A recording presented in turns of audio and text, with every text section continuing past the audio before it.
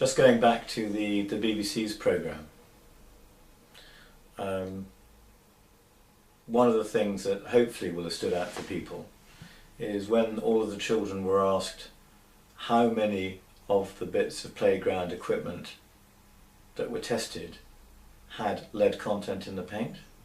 They answered categorically 100%. And that's just lead in paint on playground equipment. A lot of published research, and I'm actually thinking now of one particular video called Little Things Matter, made by Bruce Lanphier, which takes a sample group of 100 children and looks at the amount of different toxins in that research group. And guess what? 100% of the children had lead in them. So this absolutely is a topic that affects everybody. And if you take a lot of this stuff in childhood, it can filter through into violent crime in later years. It can influence your educational options. Of course, because lead affects the brain, it is absolutely linked to the increase in special educational needs and disability provision.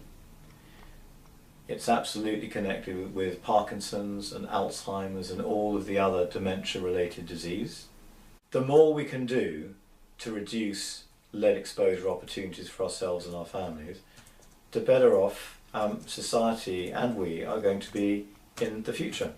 Right now we have a situation where commercial clients, people commissioning construction and refurbishment projects, have an absolute legal responsibility to provide a safe working environment for the people who will eventually deliver that project. And they rely on advisors to tell them what they should and shouldn't do. And the problem is, the client has the responsibility to provide the necessary protection, but that can only be done if he has the necessary survey information so that he can pass that on to the people who need that protection. But of course, in the case of lead, most of the professional advisors giving guidance and advice to construction clients are unaware of the legal requirement for lead surveys.